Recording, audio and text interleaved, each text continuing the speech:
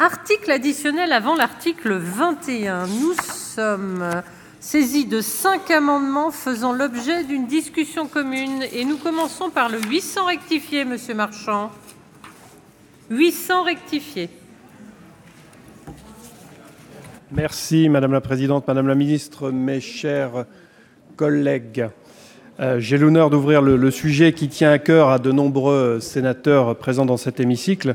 Comme vous pouvez le constater, plusieurs amendements similaires ont d'ailleurs été déposés. Ils sont le fruit du travail que nous avons poursuivi dans le collectif sénatorial transpartisan d'urgence climatique, initié par notre collègue Ronan Dantec.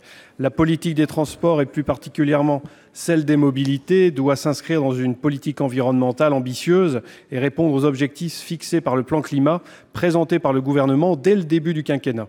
L'exposé des motifs de la présente loi fait état de ces ambitions du gouvernement. Néanmoins, pour donner toute sa force à ces engagements et les traduire par une action résolue en faveur du respect des objectifs climat de la France, il convient de les inscrire dans le corps de la loi, comme le suggère l'avis du Conseil national de la transition écologique émis le 13 novembre 2018. Ainsi, cet amendement propose notamment d'inscrire la fin de vente des voitures neuves diesel et essence à horizon 2040. De nombreux pays s'engagent eux aussi à mettre fin à la commercialisation des véhicules qui roulent à l'essence ou au diesel. C'est le cas du Danemark, des Pays-Bas, la Suède, l'Irlande, l'Inde en 2030, le Royaume-Uni et l'Espagne en 2040. En les rejoignant, la France, troisième producteur automobile en Europe, pèsera donc de tout son poids sur le continent pour sortir des énergies fossiles et accélérer la transition du secteur automobile, pilier de l'économie européenne. À quelques semaines des élections européennes, c'est un signal fort qui permettra non seulement d'assurer sur le long terme une visibilité pour les acteurs de la filière, d'accompagner les évolutions liées à cette transformation inéluctable et ses impacts sur l'emploi, mais également de répondre aux problématiques de pollution de l'air et leurs conséquences sanitaires très importantes. Merci, monsieur Marchand. Nous passons à la présentation par Madame Assassi de l'amendement 162 rectifié. Oui, merci Madame la Présidente. Cet amendement, comme le précédent qui émanait du groupe LREM et comme les suivants, vous invite à inscrire clairement dans la loi l'interdiction de la vente des véhicules thermiques à horizon 2040. Cela est parfaitement cohérent avec l'objet de cette loi qui privilégie les mobilités alternatives. Cela est indispensable alors que la prochaine loi générale sur l'organisation des transports risque de se faire attendre 20 ou 30 ans. C'est une mesure qui est demandée par toutes les ONG environnementales et par nombre de nos concitoyens qui se sont exprimés lors du grand débat ou qui s'expriment chaque semaine, chaque mois à l'occasion des marches pour le climat. Il faut donc en finir avec les véhicules thermiques pour 2 raisons fondamentales que nous avons déjà évoquées à plusieurs reprises. Pour leur part, l'Irlande, la Suède, les Pays-Bas et le Danemark l'ont déjà fait. Il nous semble que la France doit embrayer et montrer l'exemple. C'est rendre service à nos constructeurs que de leur donner un cap clair. C'est favoriser l'innovation et s'assurer que nos fleurons industriels pleinement tournés vers l'avenir auront un temps d'avance sur la concurrence. C'est aussi limiter la dépense énergétique de la France et rehausser notre balance commerciale plombée par nos achats d'hydrocarbures. Donc voilà en substance le sens de cet amendement que nous avons déposé à cet article. Merci Madame Assassi. C'est l'amendement 663 rectifié et il est présenté par Madame Tocqueville. Merci Madame la Présidente, Madame la Ministre. Nous savons que la France s'est fixé des objectifs ambitieux afin de réduire la place de la voiture thermique. Il convient donc maintenant d'acter les prises de position par des actes en fixant dans la loi une date ferme de fin des ventes de nouveaux véhicules thermiques à l'horizon 2040. Cette inscription apparaît comme l'un des moyens de pousser et d'inciter l'ensemble de la filière automobile à progresser encore plus rapidement dans la recherche de solutions alternatives et laisse dans le même temps le temps aux citoyennes et citoyens de changer leur véhicule. Nous savons l'urgence climatique et je rappelle que le président Macron, dans son programme de campagne, avait inscrit lui-même l'objectif de n'avoir plus de vente de véhicules thermiques en 2040. Or, cet objectif a disparu. Je pense que la loi sur les mobilités est réellement l'occasion d'envoyer un message fort, en particulier si nous voulons maintenir le réchauffement à 1,5 degré et répondre avec responsabilité au message que nous envoient à nous, responsables politiques, les marcheurs pour le climat et en particulier les jeunes générations. Merci Madame Tocqueville. Nous passons à la présentation de l'amendement 343 rectifié par Monsieur Dantec. Oui, merci Madame la Présidente. Il est très clair que quand on voit les courbes d'émissions de gaz à effet de serre, y compris en France, si on vend encore des véhicules thermiques en 2040, nous avons strictement aucune chance de tenir nos engagements et de faire en sorte que nous arrivions à la neutralité carbone vers 2050, qui semble le nouvel horizon. Donc moi, ma question, et mes collègues avant ont rappelé que beaucoup de pays aujourd'hui s'engagent dans la loi sur des horizons même plus ambitieux, puisqu'un certain nombre sont sur 2030, y compris de grands émergents comme l'Inde. Donc moi j'ai simplement une question, Madame la Ministre. Mais pourquoi c'est pas dans la loi? Ça devait être dans la loi. C'est encore dans le préambule. Alors on sent bien, parce qu'on est en train de refaire le débat du glyphosate, on a un engagement dans le verbe très fort, et quand il s'agit de le mettre dans la loi, ça disparaît. Ici, c'est un petit peu la même chose. Simplement, et ça a été dit par ma collègue Éliane Assassi, cette loi, elle fixe l'horizon pour les 25-30 prochaines années. Si dans la loi, il n'y a pas cet horizon 2040 sur la fin du véhicule thermique, on rate évidemment un rendez-vous. Et on ne donne pas aux constructeurs, et y compris aussi à ceux qui achètent des véhicules, le signal qu'ils attendent. Tavares, ce matin, dit clairement que le véhicule autonome, en 2040, il ne sera pas encore totalement opérationnel. Ça semble assez clair aujourd'hui, vu les difficultés, au moins sur le niveau 4. Mais il dit, sur le véhicule thermique, nous allons vraiment y aller. Renault y est depuis longtemps. Tavares le dit aujourd'hui pour Peugeot. Donc c'est notre responsabilité de législateur de conforter la stratégie des grands groupes automobiles français sur cette mutation. Et c'est la loi. C'est l'interdiction en 2040 qui est le phare. Vous l'éteignez dans la loi, même s'il était dans le préambule. Donc moi, j'ai vraiment besoin de comprendre aujourd'hui pourquoi ça n'est plus dans la loi. C'est une question extrêmement simple, et je crois qu'effectivement, si on veut avoir demain des constructeurs automobiles français qui sont à la pointe, et surtout un pays qui est à la pointe de la lutte contre le dérèglement climatique, il est vraiment urgent de remettre cet objectif 2040 dans la loi. Merci, Monsieur Dantec. Nous passons maintenant au 873 rectifié. C'est Madame Préville qui le présente. Merci Madame la Présidente. Madame la Ministre, mes chers collègues, cet amendement, comme il a déjà été dit maintes fois, vise tout d'abord à inscrire dans la loi l'objectif de fin de vente des véhicules neufs, diesel et essence à l'horizon 2040. Il est temps de prendre des engagements forts. N'est-ce pas la philosophie même de cette loi? Franchissons le pas. Il s'agit de favoriser le remplacement progressif de la flotte de véhicules diesel et essence par des véhicules à faible émission, car le but, ne l'oublions pas, c'est de répondre aux problématiques de pollution de l'air et à leurs dramatiques conséquences, tant sanitaires qu'environnementales. Il est nécessaire d'être dans la clarté, la vision de l'avenir proche pour enclencher la transformation de la société propre à remédier à ces problèmes dont à lui seul le réchauffement climatique est le plus emblématique. En France, le nombre d'immatriculations de véhicules électriques, s'il a augmenté, reste dérisoire par rapport au nombre total d'immatriculations. Si on se réfère à la part des véhicules électriques ou hybrides rechargeables dans le total des ventes 2018, les 2,1% de la France font pâle figure, loin derrière nos partenaires européens, comme la Norvège, la Suède, les Pays-Bas, même le Portugal. Je me permets de rappeler que la Norvège s'est fixé comme objectif d'interdire la commercialisation de véhicules équipés de moteurs à combustion dès 2025. Nous devons dès à présent poser un cadre chiffré afin d'accompagner les évolutions inéluctables de la filière et anticiper les impacts sur l'emploi. Cela permettra aux entreprises concernées par le domaine de l'automobile d'avoir une date butoir précise, propre à donner une visibilité sur l'avenir et donc la possibilité de s'adapter. Je vous remercie. Merci Madame Préville. Monsieur le rapporteur, vous avez la parole pour les avis sur l'ensemble des amendements. Oui, en réponse à ces 5 propositions d'amendement, je serais tenté de dire dans un premier temps que nous préférons évidemment inciter, encourager, accompagner plutôt que interdire. Les objectifs que vous défendez sont louables, mais ils figurent déjà dans un certain nombre de documents ou d'objectifs qui ont été fixés à la fois dans le plan climat de juillet 2017, avec la fin de la vente des véhicules thermiques. Et puis, dans l'exposé des motifs de cette loi que nous examinons, nous avons également des éléments qui concernent les ventes de voitures particulières ou de poids lourds à faible émission.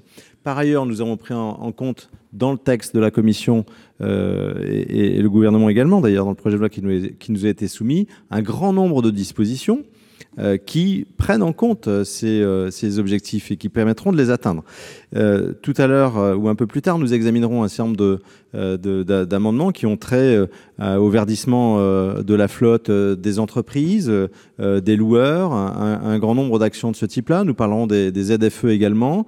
Autant d'éléments qui concourent à l'obligation et à la prise en compte de ces questions. Alors, je comprends bien ce qui vous guide, mais j'ai eu l'occasion de le dire également en commission. C'était relativement partagé.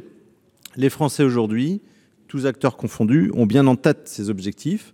Ils ont été annoncés et le secteur, y compris des constructeurs, évolue à grande vitesse sur ces questions. Donc, laissons l'ensemble des acteurs s'approprier ce qui est défini. Laissons la loi mobilité à maturité, et avec l'ensemble des dispositions qui figurent d'ores et déjà dans ce texte, je pense que nous enclenchons de façon encore plus importante les éléments qui permettront d'atteindre les objectifs que vous désignez. Voilà, donc moi c'est un avis défavorable sur chacun de ces amendements. Je conçois que ça ne puisse pas vous satisfaire pleinement, mais pour ceux qui les ont déposés. Mais en tout cas, c'est la position de la Commission. Dire on a suffisamment d'éléments aujourd'hui dans le texte pour ne pas faire un marqueur de ce type qui ne serait pas forcément utile et qui n'aurait pas de portée juridique en réalité. Merci, monsieur le rapporteur. Madame la ministre. Merci Madame la Présidente. Moi, je pense qu'effectivement, il est très important que dans tout ce secteur de la mobilité, on se donne des objectifs ambitieux et qu'on se donne des objectifs à suffisamment long terme pour permettre à l'ensemble des acteurs d'anticiper, qu'on ait affaire aux constructeurs, aux entreprises qui développent des bornes de recharge, aux producteurs de carburants alternatifs. Donc c'est ce qui est fait, notamment dans le cadre du plan climat, qui s'est fixé comme objectif l'arrêt des ventes de véhicules émettant des gaz à effet de serre d'ici 2040. C'est également le cas dans la programmation pluriannuelle de l'énergie, et notamment la stratégie de développement de la mobilité propre qui est annexée, qui définit des objectifs de développement des véhicules propres, compris aux horizons 2023 et 2028. Donc les objectifs qui sont mentionnés dans l'amendement 800 sont cohérents avec la programmation pluriannuelle de l'énergie, avec le contrat stratégique de filière automobile, avec la feuille de route pour les biocarburants aéronautiques qui a fait l'objet d'échanges entre les acteurs pendant les assises de l'aérien. Effectivement, l'ensemble de ces objectifs sont cohérents. Ils sont aujourd'hui dans l'exposé des motifs. Est-ce qu'il faut les mettre dans la loi ? Je pense que ça donnerait un signe fort aux acteurs, mais je m'en remets à la sagesse de votre Assemblée sur l'inscription dans la loi. Ça, c'est pour l'amendement 800. Sur les autres, pour le coup, les objectifs ne sont pas cohérents avec les documents que j'ai mentionnés. Donc, je propose le retrait des amendements 162, 663, 343 et 873 au profit de l'amendement 800. Merci, Madame la Ministre. Eh bien, je vais passer au... Monsieur Longuet pour une explication de vote. Oui, Madame la Présidente, Madame la Ministre, mes chers collègues, moi j'incite mes collègues à suivre la Commission dans sa sagesse et à ne pas décider d'une façon unilatérale que la France renonce dès maintenant au moteur thermique à une date fixe. Pour quelles raisons ? La première, c'est que nous n'avons pas exploré toutes les conséquences positives et négatives des situations alternatives. On découvre par exemple que l'automobile électrique fonctionne avec des batteries qui ont deux caractéristiques. C'est que nous ne les produisons pas, notre grand visiteur d'aujourd'hui en produit. Et sa position principale, pour l'instant, n'est absolument pas remise en cause. Avons-nous l'intention, dans le secteur de l'automobile électrique, où la batterie représente entre 45 et 50% du coût du véhicule, de dépendre exclusivement d'une économie centralisée dont les moyens, et on l'a vu pour les panneaux photovoltaïques, ne font pas appel à des principes de concurrence, sauf à désarmer nos constructeurs et à rendre les clés de la maison. Deuxième observation, le véhicule électrique, aujourd'hui, il y a plusieurs hypothèses. On peut stocker l'énergie par des batteries avec les inconvénients environnementaux qui sont considérables et qu'on en découvre chaque jour un peu plus, ou bien utiliser les piles à combustible. Malheureusement, pour les piles à combustible, force est de reconnaître que la possibilité de déployer sur des millions d'usagers automobiles le système pour dans 40 ans n'est absolument pas établie. J'ajoute enfin que, quelle que soit la passion que nous avons les uns et les autres pour l'exemplarité française, force est de reconnaître que tous les pays ne produisent pas de l'électricité décarbonée comme nous le faisons, mais produisent des véhicules. Donc nous risquons d'être dans une situation où nous allons affaiblir notre industrie automobile, peut-être même la dégrader d'une façon inéluctable, la priver de son marché national pour exister sur des marchés extérieurs qui, eux, resteront des marchés thermiques. C'est la raison pour laquelle je crois que la position de la Commission est extrêmement raisonnable, qui consiste à afficher une direction, mais à ne pas décréter par la loi, sauf à décrédibiliser l'autorité de la loi en affichant des objectifs qui ne pourraient pas être tenus. Merci, Monsieur Longuet. La parole est à Monsieur Dantec. Oui, je voulais remercier Madame la ministre pour son intervention, puisque en parlant de sagesse, elle dit oui, ça serait cohérent, puisque nous l'avons affiché aux autres endroits et on ne l'a pas remis dans le texte. Mais donc j'apprécie beaucoup sa prise de position. Néanmoins, nous parlons là du véhicule thermique.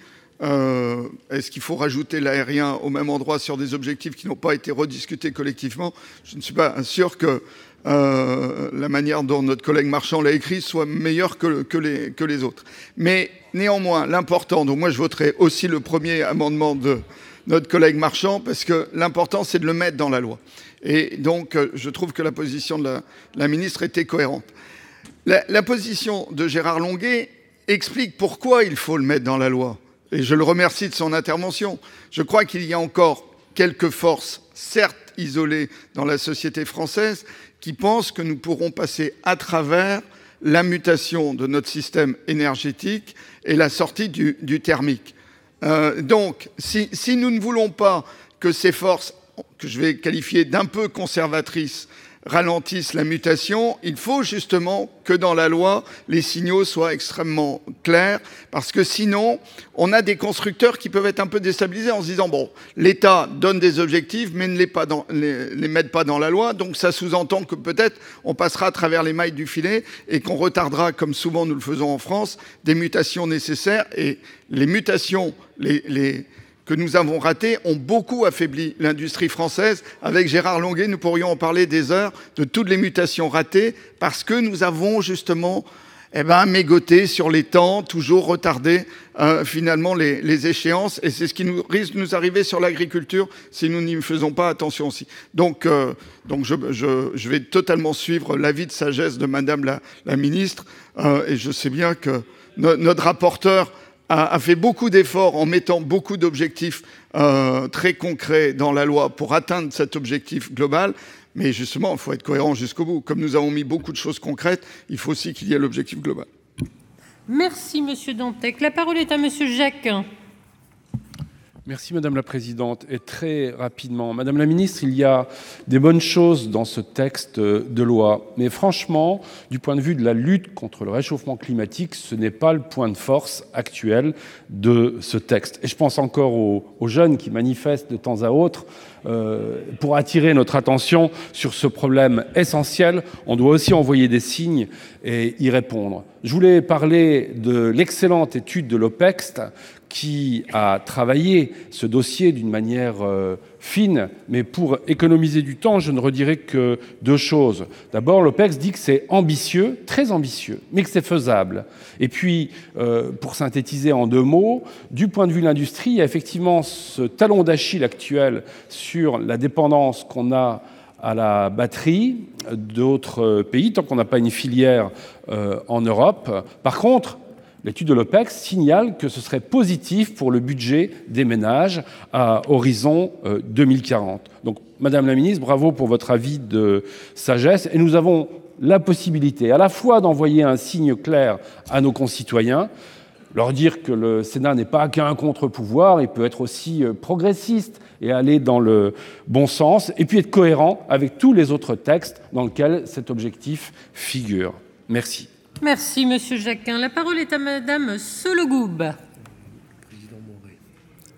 Oui, merci Madame la Présidente. Je suis perplexe en vous entendant parce qu'on parle beaucoup de la loi pour... moi, je suivrai l'avis de la Commission.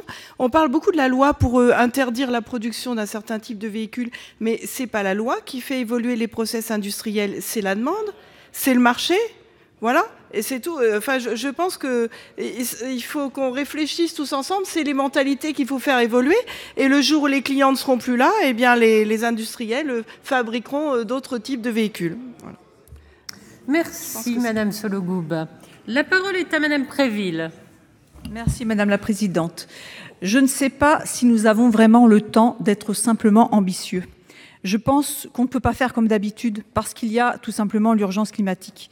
Il nous faut sortir du thermique. Le réchauffement climatique oblige. Je ne sais pas si nous avons le choix. L'avenir dira. Des technologies sont là, en progression phénoménale. Les batteries connaissent des progrès considérables. Nous en sommes à la technologie lithium-ion, mais dans un avenir très proche, certainement zinc-air. Et quand vous entendez zinc-air, vous voyez que le problème du recyclage sera certainement moins important. J'y crois et nous devons donc, à mon avis, comme beaucoup d'autres sénateurs, je pense qu'il faut qu'on inscrive dans la loi cette ambition-là, définitivement. Merci. Merci Madame Préville. La parole est à Monsieur Marchand. Oui, Madame la Présidente, merci. Sans vouloir en rajouter, et pour rebondir sur ce que disait mon collègue Olivier Jacquin, les mobilisations qui ne sont pas que celles des lycéens, Monsieur Longuet, récemment sur les enjeux climatiques, sont là pour nous rappeler effectivement que nous avons un rôle à remplir et que ce rôle, nous devons le jouer ici dans cet hémicycle sur un sujet qui, je pense, est un sujet important, un sujet qui est sans doute le cœur de cette loi. Et je pense que l'objectif qui a été annoncé, n'en déplaise à notre rapporteur, certes, il n'a aucune forme juridique, mais il y a le juridique, mais il y a aussi le politique. Et le politique et le symbolique. Et effectivement, quand on discute aujourd'hui avec les constructeurs, là aussi, ne nous racontons pas d'histoire.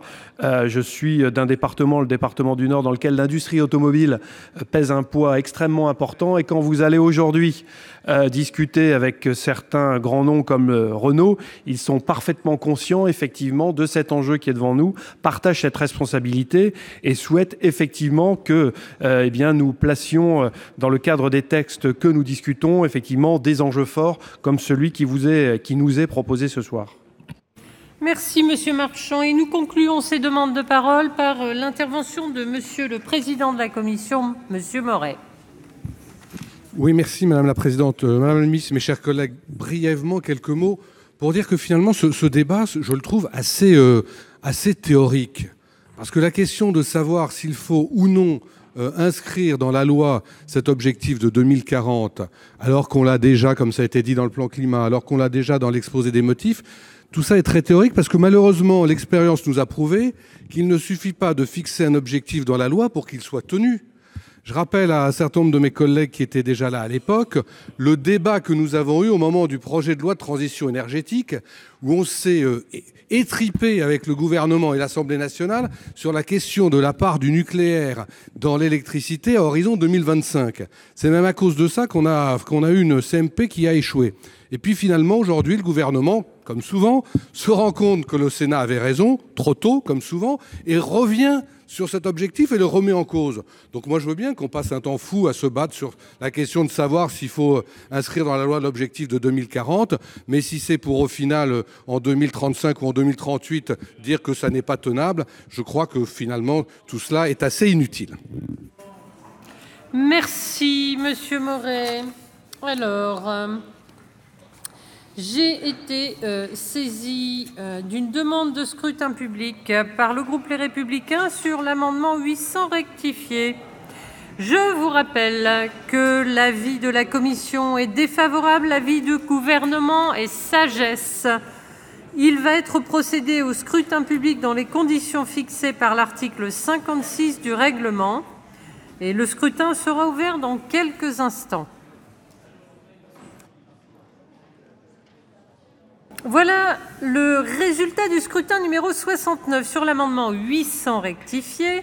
Compte tenu de l'ensemble des délégations de vote accordées par les sénateurs aux groupes politiques et notifiées à la présidence, nombre de votants 343, nombre de suffrages exprimés 326, pour l'adoption 119, contre 207, le Sénat n'a pas adopté. Alors, il nous reste 4 amendements soumis au vote sur lesquels nous avons le même avis. Est-ce que nous considérons que sur ces 4 amendements, le vote est identique à celui-ci? Eh bien, donc, même vote? Même vote. Donc, nous considérons que ces 4 amendements ne sont pas adoptés.